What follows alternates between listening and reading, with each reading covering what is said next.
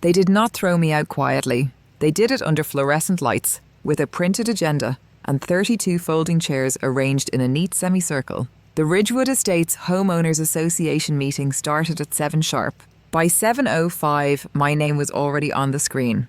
Agenda item 4, the HOA president said, clearing his throat. Resident compliance issue. My mother was the first to stand. She wore her pearl necklace, the one she saved for church and public confrontations. She did not look at me when she spoke. My daughter Natalie Foster has been residing in our home without contributing financially, she said, her voice calm, rehearsed. She does not work. She does not pay dues, and her presence reflects poorly on the standards of this community. There was a murmur. Not outrage. Curiosity, the kind people reserve for reality television. Then my brother stepped in. Connor Foster smiled as he always did when he smelled blood. Clean haircut. Startup hoodie with a logo I had designed 3 years earlier. She spends all day on her computer, he said. No job. No clients. Just games and code. We are worried about property values. Property values. I looked around the room. At the neighbours who waved at me every morning. At the man who borrowed my jumper cables last winter. At the woman whose printer I fixed for free. No one spoke up. The vote passed in under 2 minutes. 72 hours to vacate. That night, my mother stood in the kitchen with her arms crossed while Connor Foster leaned against the counter, scrolling on his phone. You heard them, she said. This is not a shelter. Adults contribute. I did contribute, I said. Connor Foster laughed. Writing code in the basement is not a contribution, Natalie Foster. This is the real world. I packed my backpack, laptop, charger, external drive. When I reached for my bag, Connor Foster picked it up first and tossed it into the garage. It hit the concrete with a hollow thud. Maybe the cold will teach you the value of real work, he said. I did not argue. I walked out into the night and sat in my car, breath fogging the windshield. Ridgewood Estates looked perfect under the streetlights. Trim lawns, white fences, carefully curated success. I opened my laptop. The screen flickered, then stabilized. I logged into a private repository. Blue Trace Core Architecture, owner, Natalie Foster Carter. While my family was congratulating themselves for restoring order, a live dashboard updated on my screen. Freight routes recalculated. Latency optimized. A system they did not know how to maintain quietly depended on my code to breathe. I checked my bank alerts. The standing transfer scheduled for midnight had already been flagged. I cancelled it.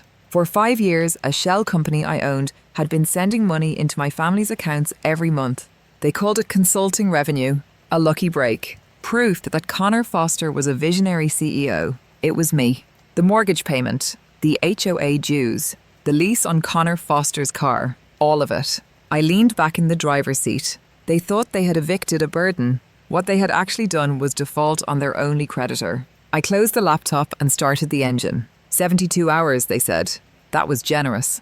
They had no idea the countdown had already started. I did not go back to the house. That was the first boundary I set, and it felt like cutting a live wire with insulated gloves. Clean, controlled. No sparks. I drove to a 24-hour diner off Highway 26, the kind with cracked vinyl booths and a pie case that never quite closed. I ordered black coffee and a grilled cheese I did not touch. My hands were steady, but my jaw ached from clenching. At 12:01 a.m., my phone lit up. A text from my mother. Natalie Foster, the mortgage payment did not go through. Did you forget to transfer money from your little account? Answer me, my little account. I stared at the words until they blurred, then sharpened again. I did not respond. Another message came in, this time from Connor Foster. This is not funny. The HOA fee bounced too. I cannot have a late mark right now. I have investors watching everything. Investors. He still said it like it was a magic spell, like the word itself could summon money into existence. I opened my laptop and connected to my secure hotspot. The dashboard for route access loaded in under 3 seconds. A black interface. Green metrics. The heartbeat of a company that thought it could survive without its heart. Blue Trace did not look like a startup from the outside. It looked like confidence. A sleek website. Glossy press photos of Connor Foster in a fitted blazer, smiling with his arm around shipping containers like he owned the ocean. He talked about efficiency and innovation as if those were personality traits. But inside it was held together by one thing, my architecture. 3 years ago, I wrote the routing engine that turned chaos into a clean line. I built the decision tree that rerouted freight in real time when weather shut down passes and carriers tried to gouge small businesses. I did it on sleepless nights in the basement, my knees pulled to my chest, hearing my mother laugh upstairs at Connor Foster's CEO calls. Connor Foster told everyone he founded Blue Trace with grit and vision. I wrote the grit. I wrote the vision. He never understood what I did. He only understood the applause it brought him. My mother used to say, "You are so lucky Connor Foster is successful. He will take care of us." I used to nod because it was easier than explaining. The truth was uglier. I was the one taking care of them, and Connor Foster was the story they preferred. The next morning I checked into the Kimball Inn under a holding company name. I paid for a week up front. I asked for a room facing the parking lot, not the trees. I wanted to see cars coming. I wanted warning. By noon, the calls started. My mother left a voicemail, her voice breathless and furious. "Natalie Foster, your father is at the bank. They are saying there is not enough in the account. This is sabotage. You are sabotaging your own family. You need to come home and fix what you broke." Then my father's voice, deeper, louder, like he could still make walls shake through a phone speaker. "You think you can play games with me? You have 72 hours to get your act together. You put the money back or you are dead to me. And I swear I will get the police involved." Dead to him. I sat on the edge of the hotel bed with my laptop open and my shoes still on. For a long time, those words would have crushed me. Not because they were true, because I had been trained to treat his anger like weather. Unpredictable, dangerous, something you had to respect to survive. But I was not in his house anymore, and I was not his child in this moment. I was a creditor watching a borrower panic. I pulled up my folder labeled Blue Summit Holdings. 6 months ago, I bought the non-performing note on my parents' mortgage through an anonymous trust. At the time, I told myself it was protection, a way to keep them safe from Connor Foster's spending and my father's pride. The bank did not care who purchased it. They only cared that someone took the risk off their books. My parents received a letter saying their mortgage had been transferred to a new servicer. They probably tossed it in the junk drawer with expired coupons and church flyers. They never read anything unless it praised them. I opened the loan agreement. I scrolled to the default provisions. They were already in a fragile position. Payments made late, barely on time, always interest heavy. A house that looked solid from the street but was being held up by denial and monthly miracles. Miracles I used to fund. I created a new document and typed the header without hesitation. Notice of default and intent to accelerate. The words felt cold on the screen. They also felt honest. Relationships have loopholes. Families have excuses. Contracts do not. I added a clause requiring inspection of the collateral. That meant I could legally enter the property to assess the asset. I could walk through the living room where my mother hosted her little HOA coffee circles. I could step into the basement where Connor Foster used to toss my laundry basket aside like it was trash. I could, but I would not. I did not need to invade their space to take my power back. My phone buzzed again. A new voicemail from Connor Foster, and his tone was different. Less smug, more frantic. "Natalie Foster, listen. I am willing to talk. Mom is being dramatic. Just tell me what you want. We can work something out. Work something out." He meant, give me back what you were giving us, and we will pretend you were never important. I closed the voicemail and opened another window. I logged into the Blue Trace corporate account management portal using credentials that were still active because Connor Foster never bothered changing them. He never believed I mattered enough to lock out. I navigated to the licensing page. The core engine was registered under an entity that sounded boring enough to be ignored.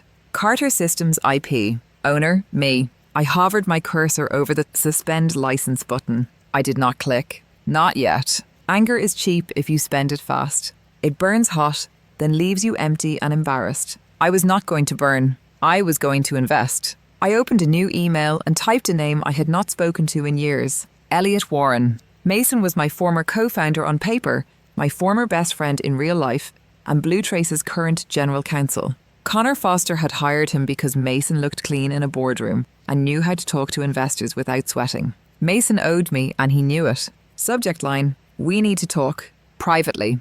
Today. Then I wrote one sentence. Do you remember who actually wrote the core engine? I hit send. My hands did not shake. Outside, the Oregon sky hung low and grey, as if it was holding its breath. Inside, my laptop fans whispered steadily, And on my screen, the company that had erased me kept running on borrowed time. They had given me 72 hours. They had no idea I could end them in 17 minutes. And if you are still with me, ask yourself something. If the people who raised you only value you when you pay, when you fix, when you shrink, what exactly are you to them? Because I was about to find out what they were to me. And I promise you, the answer was going to hurt. The meeting was scheduled for 9 a.m. Connor Foster was 15 minutes late. That was normal. He liked to arrive after everyone else, smiling, apologizing, establishing dominance through inconvenience. He believed time bent around him because he had never been the one paying for it. I arrived early, not as Natalie Foster Carter, the unemployed daughter from Ridgewood Estates, but as a silent line item on the agenda. Item 7, licensing review. The boardroom at Blue Trace smelled like burned coffee and ambition. Floor-to-ceiling windows. A polished table long enough to intimidate anyone without a title. Connor Foster's investors were already seated, murmuring to each other, trolling through phones, pretending not to notice the tension in the air. Elliot Warren sat at the far end, legal pad closed, eyes on the door. When Connor Foster finally walked in, he was grinning. "Sorry, traffic," he said, dropping into the chair at the head of the table. "Let us make this quick. Big day." He launched into his presentation. Revenue projections, expansion plans, words like scale and synergy tossed around like confetti. The investors nodded.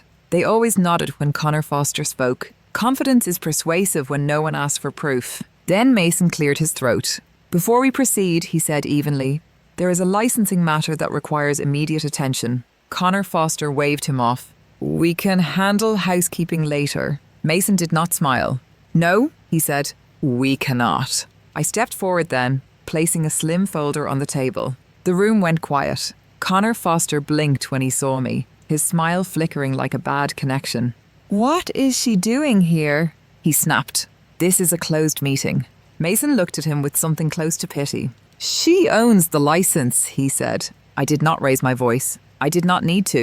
"For 3 years," I said, "this company has operated under a conditional license to use my proprietary routing engine. That license expired at midnight." Connor Foster laughed sharp and loud. "This is a joke. You wrote some early code.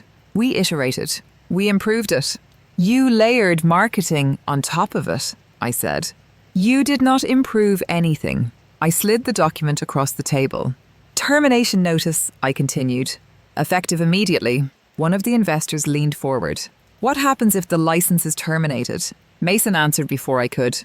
"The system shuts down." Connor Foster stood up so fast his chair screeched across the floor. "You cannot do this," he said. "You will destroy the company." I met his eyes. "No," I said. "I will stop lending it my spine." At 9:17, the screens on the wall flickered. Graphs froze. Alerts stacked. The room erupted. Phones came out. Voices rose. Someone swore. 17 minutes. That was all it took. While the boardroom imploded, my phone buzzed in my pocket. A notification from Blue Summit Holdings. Foreclosure proceedings initiated. Across town, a courier was taping a notice to the front door of the house I had been thrown out of. A house my family never owned as much as they claimed. Connor Foster's voice cracked. "You planned this," he said. "You planned all of this." "Yes," I replied. "Because planning is what people do when they are tired of being surprised by disrespect." The meeting adjourned without ceremony. There was no shouting on my way out. No dramatic chase. Just silence. 3 weeks later, Connor Foster filed for personal bankruptcy. The startup dissolved quietly, its press releases disappearing from the internet one by one. Ridgewood Estates removed my family's name from the directory. They moved into a smaller place on the edge of town. I never visited. I bought a house an hour north where the roads were quiet and the air smelled like pine instead of approval. I built a workspace that faced the mountains. I let my systems run without interruption. Sometimes my phone lights up with blocked numbers. I do not answer. People ask why I did not try to fix them, why I did not sit them down and explain. The truth is simple. You cannot negotiate with people who only value you when you are useful. So I stopped being useful to them. And in the silence that followed, I finally heard myself think, if you are still here, listening, let me leave you with this. The loudest people in your life are often the ones standing on what you built. They call it family. They call it loyalty. But what they really mean is access. And the moment you step away, they fall. Not because you pushed them, But because you finally stopped holding them up, if this story felt familiar, if it hit closer to home than you expected, you are not alone. A lot of us grow up thinking we owe people forever just because they share our last name. So tell me this, have you ever been the quiet one holding everything together while being treated like nothing? And if you were in my place, would you have walked away the way I did, or would you have handled it differently? I read every comment, and sometimes the next story starts right there.